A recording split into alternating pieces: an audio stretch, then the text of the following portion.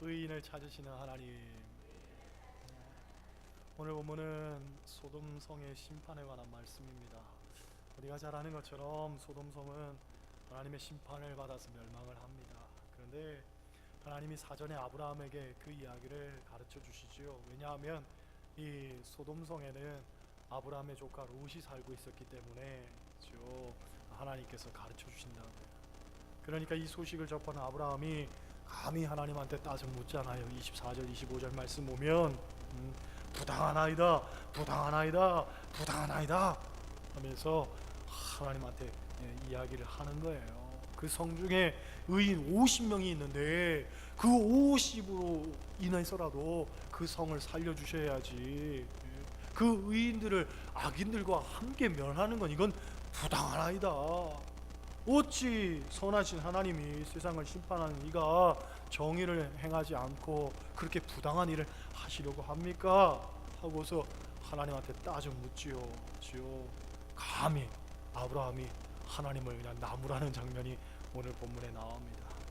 그런데 이런 말도 안 되는 아브라함의 이야기에 하나님 뭐라고 말씀하시냐면, 그래, 내 말처럼 내가 이 소돔성에 의인 50명이 있으면 그 사람으로 인해서 내가 그 성을 내가 멸하지 않겠다 하고서 이야기하지요.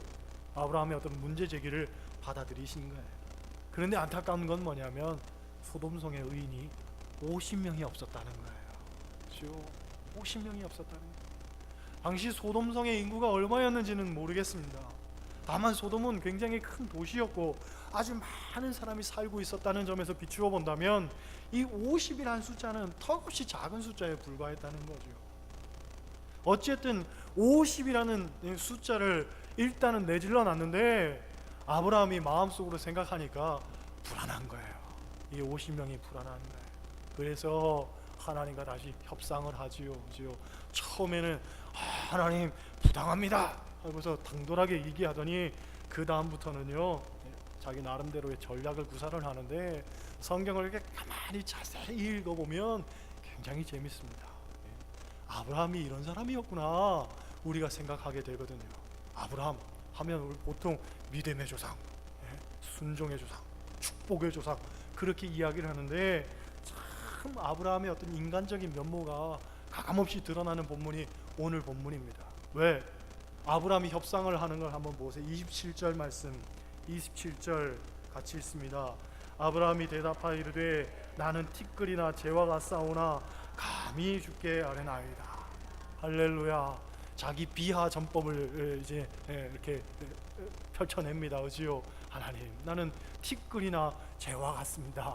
나는 아주 발톱에 때만도 못한 존재입니다. 나는 아주 이것밖에는 안 되지만 감히 말씀드립니다. 그렇게 이야기하잖아요. 그지요?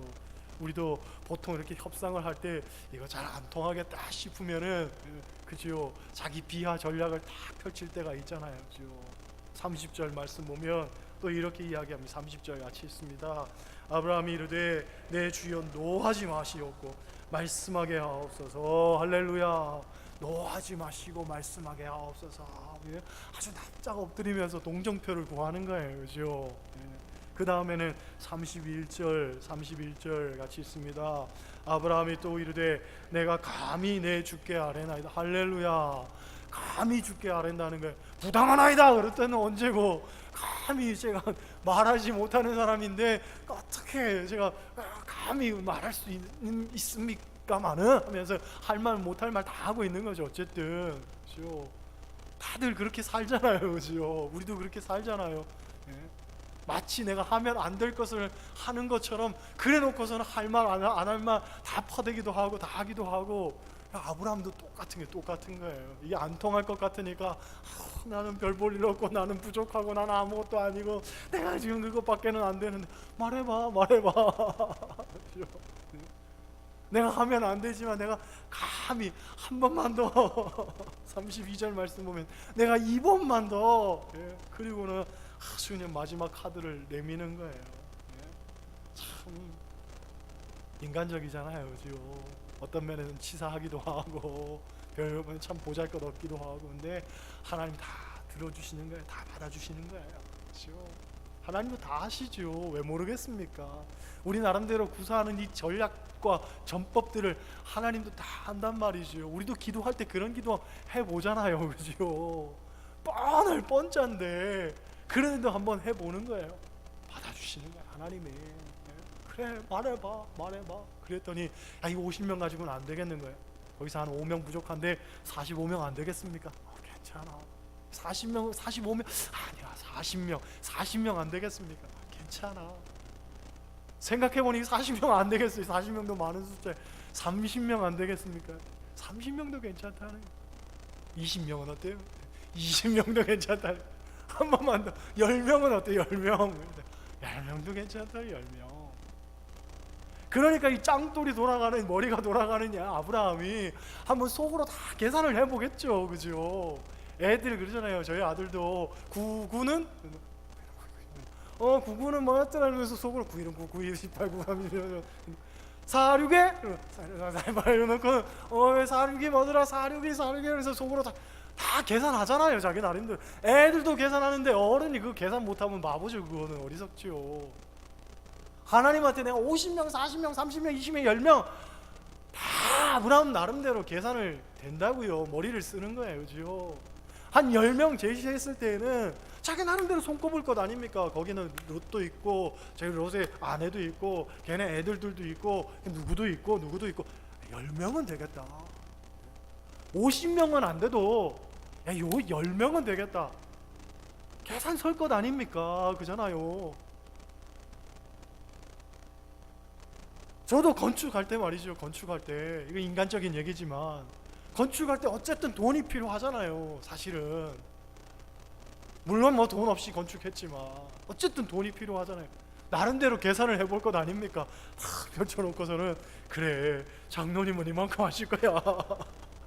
이 권사님은 믿음 좋으니까 이만큼 하실 거야. 이 집사님은 에이 믿음이 헌금할 것 같지도 않아. 계산이 되잖아요. 계산이. 그죠? 내가 이렇게 하면은 이게 헌신자가 필요한데 그래 이분이 하시겠지. 나름대로 계산이 된단 말이죠. 아브라함도 나름대로 계산이 되는 거예요. 이놈이 그놈이 그래 10명은 되겠구나. 안 돼도 10명은 되지 뭐. 그러니까 딱 10명 해서 이제 제안을 하는 거예요. 하나님 10명 어떻게 하시겠습니까? 받아주는 거죠. 만약에 아브라함이 다른 놈은 다 안 되겠어. 롯 하나 그거 하나는 내가 믿겠지. 하나님 한 명 안 되겠습니까? 한 명 했어도 하나님께서 아마 그 한 명도 받아주셨을 것 같아요. 왜? 예레미야 5장 1절 말씀 보면 이런 말씀이 있습니다. 너희는 예루살렘 거리로 빨리 왕래하며 그 넓은 거리에서 찾아보고 알라. 너희가 만일 공의를 행하며 진리를 구하는 자를 한 사람이라도 찾으면 내가 이 성을 사하리라. 소돔 성에 비해서 예루살렘 성은 훨씬 큽니다. 그보다 더 중요한 건 뭐냐면 예루살렘이라는 곳은 그래도 하나님 믿는다고 하는 사람이 부지기수로 있는 곳이 예루살렘이란 말이죠. 그런데 하나님 뭐라고 말씀하시냐면 그 예루살렘 성에서 의인 한 사람 찾아오라는 거예요. 한 사람. 그 한 사람만 있어도 내가 멸하지 않겠다. 결국 그 예루살렘에서 한 사람을 못 찾았단 말이에요. 한 사람을. 아브라함이 한 사람을 제안을 했어도 하나님 아마 받아주셨을 거예요. 그래 한 사람의 의인이라도 한번 찾아와 봐라. 그런데 그 속사정을 모르는 아브라함은 하나님한테 당돌하게 10명의 의인을 제시해 놓고서는 그리고서는 찾아다닌다고.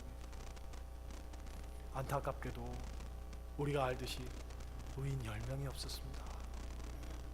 그 큰 소돔성에 의인 10명이 없었어요. 그래서 소돔성이 멸망을 당하죠. 아브라함이 정말 믿고 의지하고 신뢰했던 롯도 의인은 아니었다는 거예요. 창세기 19장 29절 보면 소돔에서 롯이 살아나온 이유에 대해서 뭐라고 이야기하냐면 하나님의 아브라함을 불쌍히 여기셔서 그를 구해주셨다는 거예요. 롯이 의로워서 그 의인이기 때문에 그를 구출해내신 게 아니라 하나님 볼 때 아브라함이 너무 불쌍해서 롯을 살려주셨다는 거예요. 여러분 그렇습니다. 우리가 살면서 많은 의인들을 만납니다. 그런데 사실은 의인이 어디 있습니까? 그죠? 성경은 의인은 없나니 하나도 없다, 그렇게 이야기합니다. 우리가 의롭게 보는 것은 그 사람들이 의로워서 의인이 아니라 자기 죄를 잘 감추고 있기 때문에 우리가 의인처럼 생각하는 거예요. 착각하는 거죠. 제가 목사로서 여러분들에게 의롭게 보일 수는 있습니다. 그런데 실제로 의로운가? 라고 묻는다면 절대로 당당해질 수는 없죠. 왜? 저도 나름대로 많은 죄를 짓고 사니까, 제 마음속에는 많은 욕심이 있으니까 내가 의인이라고 이야기할 수 없단 말이죠. 우리가 사람 때문에 실망하는 경우를 많이 봅니다. 그런데 왜 실망하느냐? 그 사람에 대해서 과대평가하니까 그런 거예요. 저분은 그래도 장로니까, 저분은 권사니까, 저분은 믿음 좋은 사람이니까, 이런 생각을 갖고 있다가 실망을 하는 거예요. 예? 기대치에 충족하지 못하니까 실망하는 거죠. 그러니까 그런 면에서 우리가 실망하지 않으려면 어떻게 해야 되냐면 기대치를 낮춰야 됩니다. 낮춰야 돼요. 아무리 의롭게 보여도 의인은 없는 거예요. 괜히 저 사람은 참 믿음 좋은 사람이니까 생각하면 그만큼 실망스러운 거예요. 근본적으로 사람은 죄인이고 다 믿음 없는 사람이고, 역시 속물적인 근성은 누구나 있는 것이고, 못된 생활 습관은 다 갖고 있다고 그렇게 생각을 해야 됩니다. 똑같은 거예요. 사람은, 그죠? 다 인본적이고 더럽고 죄인이고. 소돔의 죄악이 관영해도 롯은 의인이겠지, 그 가족들은 의인이겠지, 나름대로 계수를 해보니까 한 10명은 그래도 내가 의인을 찾을 수 있겠지 생각했지만, 천만의 말씀, 그런 아브라함의 생각이 무참히 짓밟혀졌습니다. 소돔에는 의인 10명이 없었습니다. 성경학자들 말하기를 소돔은 죄악이 관영한 곳이었다고 합니다. 그리고 죄 중에서도 성적인 죄가 많았는데 특히나 동성애가 창궐했다고 합니다. 창세기 19장 5절 말씀 보면 롯의 집에 손님이 왔다는 소리를 듣고 소돔 사람들이 몰려와가지고 하는 말이 그들을 이끌어내라, 우리가 상관하리라 하고서 이야기하는데, 상관하겠다는 말이 동성애를 지칭한다고 합니다. 그래서 지금도 영어로 남색을 소도마이트라고 하는데, 이 말 소돔 사람들이라는 얘기입니다. 동성애, 소도마이트. 요즘 서울에서 퀴어 축제가 한창입니다.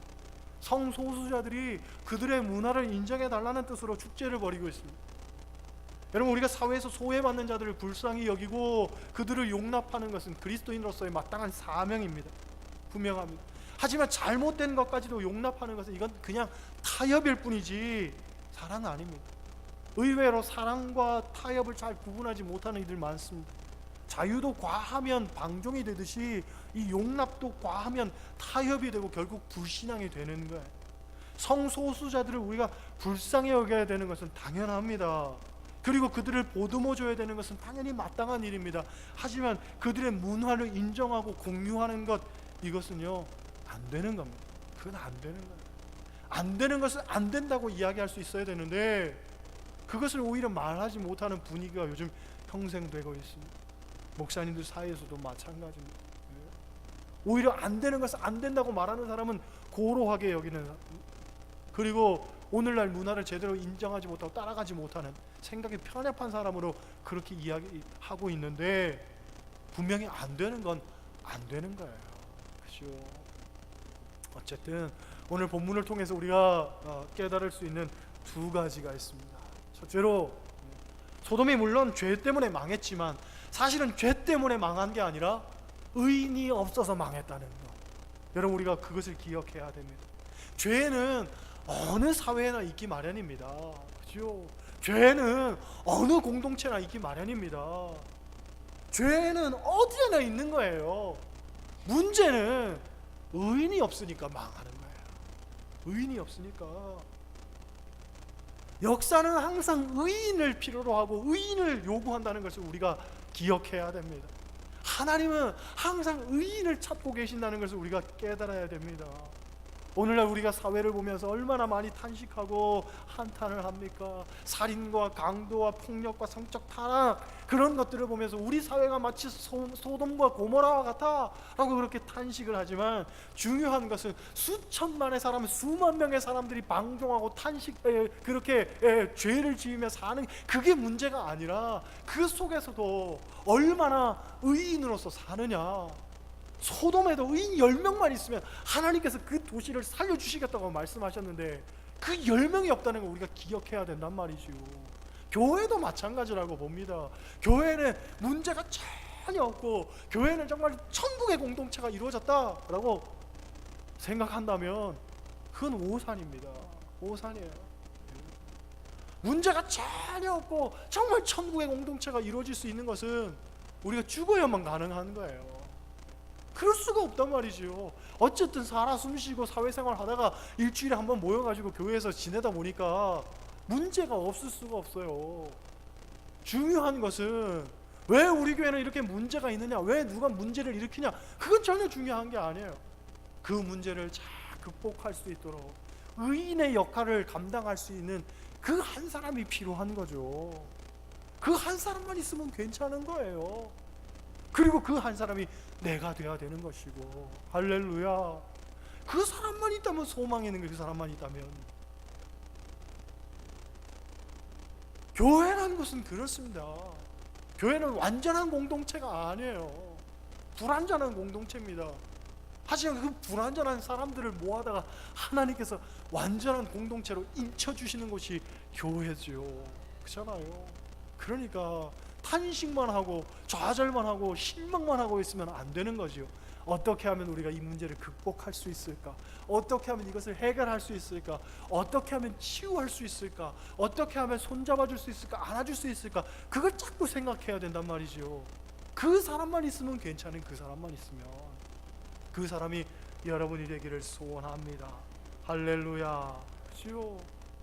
의인, 하나님이 찾으시는 그 의인, 그 한 사람만 있으면 되는데, 그렇다면 중요한 문제는 우리가 어떻게 의인이 될 수 있느냐 하는 거죠. 창세기 6장을 보면 노아를 가리켜서 의인이라고 합니다. 오늘 조호풍 권사님이 생각이 안 났던 그 노아 노아를 가리켜서 의인이라고 하는데, 그래서 하나님 은혜요 생각났으니까. 그렇죠? 왜 그가 의인의 반열에 이룰 수 있었느냐? 성경은 말하기를 이 노아가 하나님과 동행했다, 그렇게 이야기합니다. 그가 의로운 행동을 했고 그가 어떤 공로를 쌓았고 업적을 쌓았다라고 이야기하지를 않고, 노아가 의인이었던 이유는 그가 항상 하나님과 동행했다는 거예요. 여러분, 죄인인 인간이 의인이 되는 것은 오직 하나님 은혜가 있을 때 가능한 거예요. 내 힘으로 되는 게 아니라 오직 하나님 은혜. 그렇죠? 그러니까 우리가 의인이 되려면 먼저 하나님을 믿어야 되는 거예요. 그리고 그 하나님 안에서 나의 부족을 깨닫고 죄인됨을 고백하고 하나님을 신뢰하는 게, 이게 의인됨의 출발이죠. 그리고 매일 그리스도의 모습을 따라 살고, 그래야 하나님이 우리의 죄를 씻어주시고 우리를 의인으로 간주해 주시는 거죠. 그렇죠? 어떤 사람들은 남의 흠을 보면서, 남의 허물을 보면서, 남의 죄를 보면서, 그러면서 자기는 퍽이나 의인이 된 것처럼 착각하는 사람들이 있습니다. 이건 상대적인 의일 뿐이지 절대적 의의가 아니란 말이죠. 저 사람 저렇게 더럽게 살고 시궁창에서 그냥 구르는 삶을 사는데 그에 비해서 나는 그래도 깨끗하지 뭐. 이건 상대적인 의일 뿐이에요. 하나님의 기준에서 보면 다 더러운 거예요. 다 더러운 거예요. 그렇게 시궁창에서 뒹구는 사람이나 세상에서 성물 근성 갖고 사는 우리나 똑같은 거야. 하나님 볼 때는 별반 다를 거 없어요. 우리가 생각할 때에 우리는 저 사람과 다르다라고 생각하지만 하나님 볼 때는 똑같다는 거. 너도 똑같아, 너도 똑같아. 다 똑같을 뿐이에요. 제가 아는 분이 저기 프랑스에 사업 때문에 프랑스 갔는데, 거기서 이제 그 회사에서 숙소를 50층에다 잡아줬다. 50층에다가 그 숙소, 프랑스 가가지고 50층의 숙소에서 이렇게 밑을 쳐다보니까 사람이 뭐처럼 보이겠어요? 개미처럼 보이지요. 그 50층에서 이렇게 내려다보는데, 야, 저 사람 참 잘생겼다. 저거는 옷을 저렇게 입고 다니냐? 왜 저렇게 못생겼어? 저 코 되게 크네. 그렇게 이야기하지 않잖아요. 그죠? 50층에서 볼 때는 다 개미만하게 보이면서 다 똑같은 것 아닙니까? 그걸 보면서 이분이 생각하기를, 그래, 하나님이 이렇게 우리를 볼 때는 다 그놈이겠구나. 다 죄인이겠구나. 보잘것없는 사람이겠구나 생각이 들더라는 거예요. 상대적 의로 자기 스스로를 뽐내지 않기를 원합니다. 하나님 보실 때는 다 똑같은 거예요. 다 똑같은 거예요. 아무리 내가 착하게 살고 선을 행하는 것처럼 살고 나 나름대로 최선을 다해서 봉사하고 헌신하고 그렇게 살아도 하나님의 기준에는 턱없이 부족한 거예요. 그렇죠? 남들에 비해서 의롭다, 상대적으로 깨끗하다, 다 말장난에 지나지 않는 거예요. 여러분, 의는 말로 하는 게 아니지요. 삶으로 보여줘야 됩니다. 그동안 우리 그리스도인들이 의를 너무 말로만 했습니다. 말로는 다 선한 사마리아인인데, 말로는 다 바울이고 다 베드로인데 실질적으로 삶을 들여다보면 하나도 없어요. 하나도 없어요. 예루살렘 거리에서 한 놈만 찾아오라는데 그 한 놈이 없는데 말이죠. 한 사람, 우리라고 뭐 다를 것 같습니까? 바리새인과 서기관들이 얼마나 규칙적으로 살았고 얼마나 철저하게 살았고 얼마나 그들 나름대로 자기 자신을 혹사시키면서 주일에 아주 철저하게 지켜 사는지 몰라요. 지금도 이스라엘 가보면은요, 거기 유대인들은요 정말로 자기 자신을 채찍질 하듯이 철저하게 구별되어 살려고 노력을 합니다. 애쓰면서 살려고 노력합니다. 제가 이야기했잖아요. 거기서 유학하는 선배가 있는데 그 선배가 하는 얘기가, 성경을 보면 내 집에서 누룩을 제하여 버리라 이런 말씀이 있으니까 이 사람들은요 이 누룩을 제하여 버리기를 위해서 아주 힘쓴다는, 누룩이라는 게 뭡니까? 쉽게 이야기하면 곰팡이 아닙니까? 곰팡이. 그죠? 우리 집에 그냥 잠깐만 우리가 신경 안 쓰면 곰팡이 쓰는 건 당연한 건 아니에요. 그죠? 그리고 뭐 장롱이라든가 아니면 뭐 문갑이라든가 이 뒤에 이런 먼지 끼고 곰팡이 피는 것 당연한 것 아닙니까? 보이는 데는 열심히 닦지만. 그런데 그런 것조차도 이 사람들은 용납하지 않기 때문에 1년에 한 번 정도는요 대청소하는 날이 있다는 거예요. 대청소. 대청소할 때는 내가 대청소하는 게 아니라 업체를 불러다가 대청소를 합니다. 샅샅이 뒤져가지고 완전히 집안을 뒤집어 놓는 그런 업체가 아주 성황리에 발달되어 있고, 그보다 더 민감한 사람들은요 이게 청소 가지고 될 일이 아니니까 때때마다 절기 때마다 싹 바꿔버린다. 가구를, 장롱이 있으면 장롱도 바꿔버리고, 침대가 있으면 침대도 바꿔버리고, 문갑도 다 바꿔버리고, 때때마다 바꿔버리는 거. 혹시라도 곰팡이가 피면 안 되니까. 한국에서 유학 간 유학생들은 너무 좋다는 거예요. 막 갖다 집어던지니까 다 주워다가 자기 집에 갖다 놓고 쓰는 거예요. 가난한 유학생들인데 가보면은 침대는 막 어디 고가고 막 들어와가지고, 장롱도 막 삐까번쩍 으리으리한 거 갖다 놓고. 왜? 다 갖다 버리니까. 우리가 그 사람들만큼 살 수 있겠습니까? 못 삽니다. 그런 유대인들처럼 철저하게 우리가 지키면서 살 수 없습니다. 그런데도 그런 사람들이 그 예루살렘에는 부지기수고 꽉 들어차 있는데도 하나님께서 한 명 찾아오라는 거예요. 한 명, 한 사람. 그 한 사람이 없는데 우리라고 해가지고 하나님 제가 의인입니다, 여기 있습니다, 제가 의인 여기 있습니다. 천만의 말씀, 부끄러운 줄 알아야죠. 창피한 줄 알아야죠. 그럴 수 없어요. 그렇잖아요. 여러분, 정의가 어떻고 진리가 어떻고 의의가 어떻고 말로만 그렇게 외쳐서는 안 됩니다. 그냥 삶으로. 그렇죠? 내가 처한 자리에서 그냥 조그만 일이지만 그 일에 그냥 최선을 다하면서 진실되게 살아가는 것, 그걸 하나님이 기뻐하시는 것이지. 그렇죠? 이건 아주 뜯어고쳐야 돼, 이건 이렇게 해야 돼, 저건 저렇게 해야 돼. 결국은 그 칼날이 나에게 온다는 것을 우리가 깨달아야 된단 말이죠. 그렇죠? 두 번째로 중요한 게 있습니다. 소돔에 의인이 10명이 없어. 결국은 10명이 없어요. 물론 한 명도 없었겠죠. 그래서 다 망에 자빠질 때에 그래도 롯의 가정은 살았다고요. 그죠? 살아나왔어요. 어떻게 살아나올 수 있었어요? 말씀 시작하면서 제가 가르쳐 드렸는데 다 잊어버리셨죠? 하나님이 아브라함을 불쌍히 여겨서, 아브라함을 불쌍히 여겨가지고 롯의 가정을 살려주셨다고요. 여기서 무엇이 나오냐면 중보기도의 이유가 나오는 거예요. 중보기도의 이유가. 왜? 아브라함이 기도해서 하나님 아브라함을 불쌍히 여겨서 롯을 살려주셨던 것처럼 마찬가지로 우리도 나를 통해 가지고 누군가는 살아나는 역사를 경험할 수 있으니까, 그러니까 우리가 중보해야 된다는 거예요. 비록 그 사람은 하나님을 모르고 그 사람은 하나님을 믿지 않고 그 사람은 하나님의 뜻과는 어긋나는 생활을 알지만, 그럼에도 불구하고 하나님이 나를 긍휼히 여기셔서 나를 불쌍히 여기셔서 나 때문에 그 사람을 구원할 수 있다는 그 어떤 가능성 때문에 우리가 중보기도 해야 되는 거예요. 그렇죠? 중보기도에 대해서 이런 이야기가 있습니다. 어떤 목사님이 교인들에게 부탁을 했습니다. 여러분, 맨날 자신만을 위해서 기도하지 말고 좀 중보하며 기도하세요.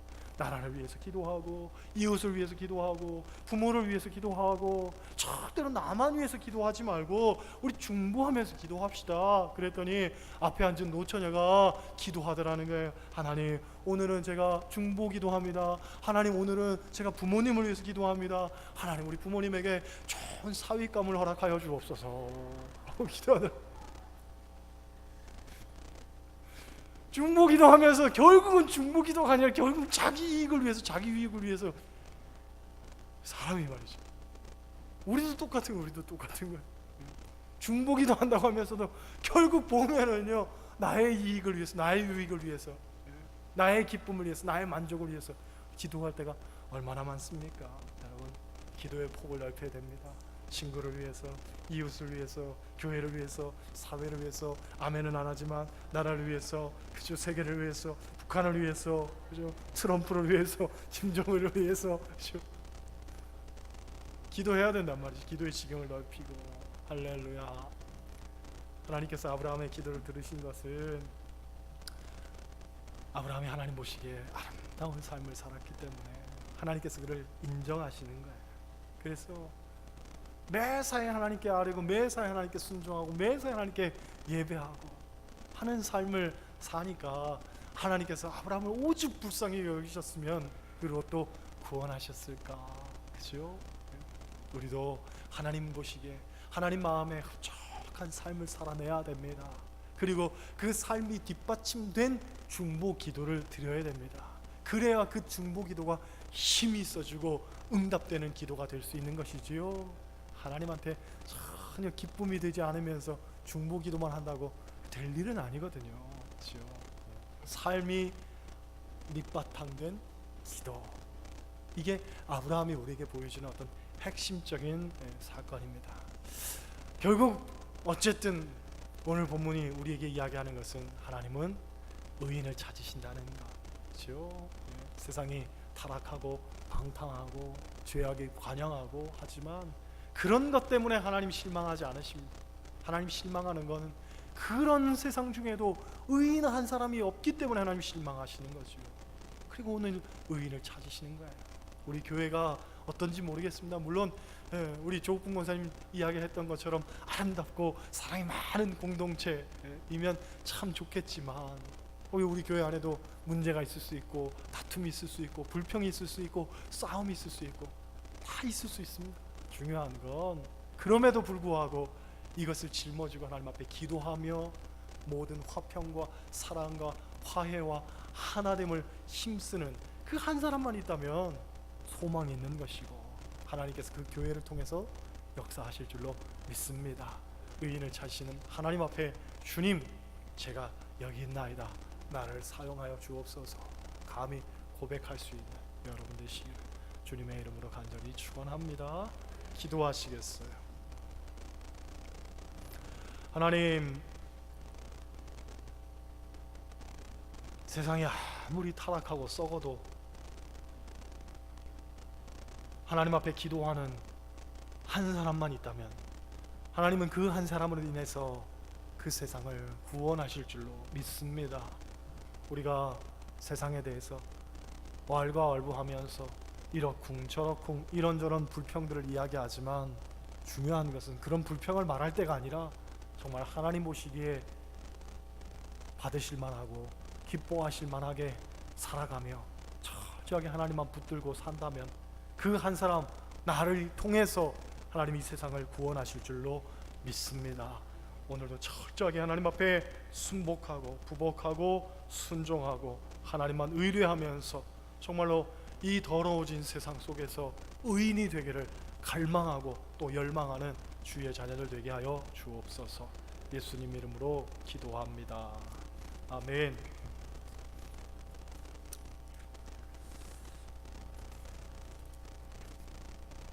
찬송가 266장입니다. 찬송가 266장.